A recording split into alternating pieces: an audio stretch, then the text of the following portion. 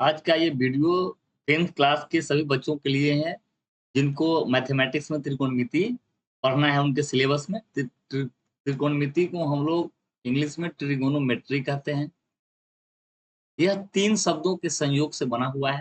त्रि अर्थात 3, कोण का मतलब कोण और मिति माने माप, अर्थात त्रिभुज की माप।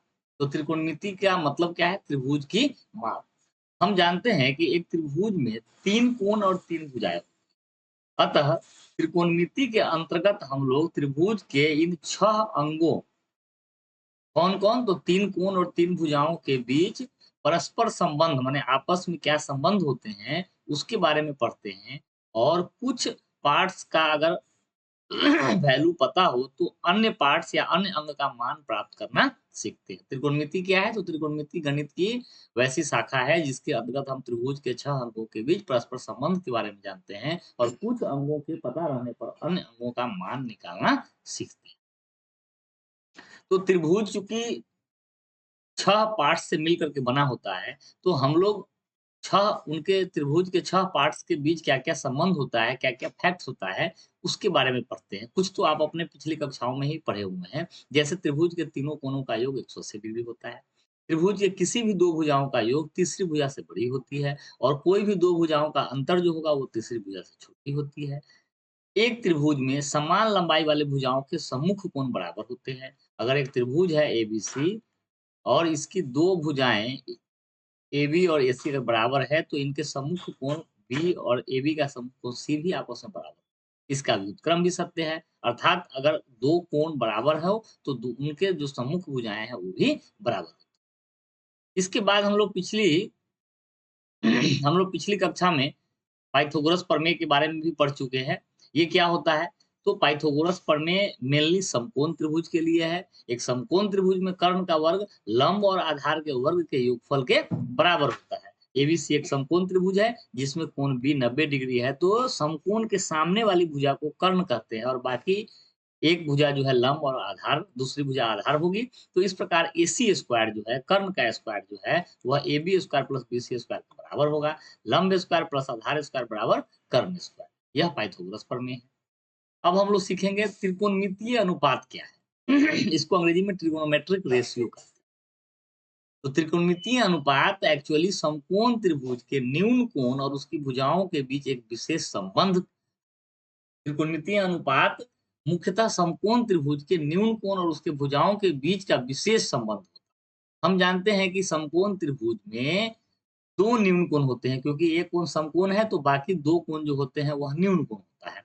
तो किसी भी न्यून कोण के सम्मुख भुजा को हम उसका लंब कहते हैं और उसके संलग्न भुजा को उसका आधार कहते हैं।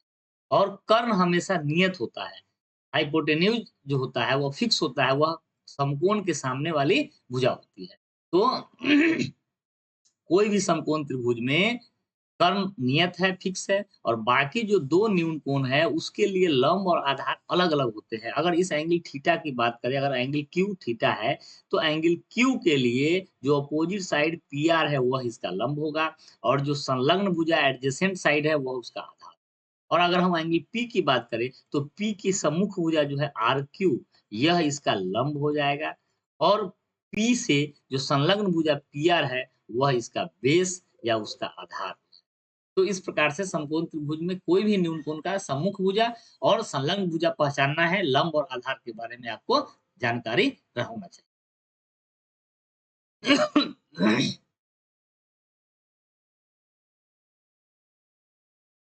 किसी भी समकोण त्रिभुज में एक न्यून कोण के लिए 6 त्रिकोणमितीय अनुपात।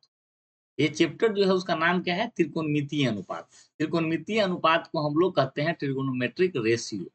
ट्रिगोनोमेट्रिक रेशियो, इसको ट्रिगोनोमेट्रिक रेशियो को त्रिकोणमितीय निष्पत्ति भी कहते हैं। त्रिकोणमितीय निष्पत्तियां भी कहते हैं। तो एक समकोण त्रिभुज के कोई भी न्यून कोण का 6 त्रिकोणमितीय अनुपात होता है। अगर एबीसी एक समकोण त्रिभुज है जिसका कोण बी समकोण है, शेष 2 न्यून कोण है, तो इस कोण ए के लिए पहला जो अनुपात है उसको हम लोग साइन ए कहते हैं और इसको साइन ऑफ एंगल ए के रूप में विस्तृत रूप से जानते हैं और शॉर्टकट में साइन ए कहते हैं। तो साइन ए बराबर इस एंगल की सम्मुख भुजा बटा हाइपोटेन्यूज। तो लंब बटा कर्ण अर्थात P बटा H होगा साइन ए। कॉस ए की बात करें तो कॉस ए बराबर एंगल ए की संलग्न भुजा बटा कर्ण अर्थात आधार बटा कर्ण रे B बटा H होता है। tan ए की बात करें तो एंगल ए की, चूंकि किस एंगल का अनुपात है ए का, तो tan ए का मतलब एंगल ए की सम्मुख भुजा बटा एंगल ए की संलग्न भुजा, लंब बटा आधार, और ये P बटा B भी लिखते हैं। कॉट ए को हम लोग अनुपात को जानते हैं एंगल ए की संलग्न भुजा बटा एंगल ए की सम्मुख भुजा के रूप में, जो कि आधार बटा लंब होगा, और ये B बटा P के बराबर। और सेक ए जो है सेकेंड भुज का पूरा नाम होता है, यह कर्ण और एंगल ए की संलग्न भुजा का अनुपात है, कर्ण बटा आधार भी इसको कह सकते हैं, जो कि H बटा B के रूप में फार्मूला होता है। और कौसेक ए का पूरा नाम कॉस्केंट ऑफ एंगल ए है, जो कि कर्ण और एंगल ए की सम्मुख भुजा का अनुपात है, कर्ण बटा लंब है, जिसको H बटा P भी कहते हैं। तो 6 अनुपात जो है sine A, cos A, tan A, cot A, sec A और कौसेक ए है, और यह मुख्यतः एक न्यून कोण के साथ उनके भुजाओं का जो अनुपात का संबंध होता है वही है।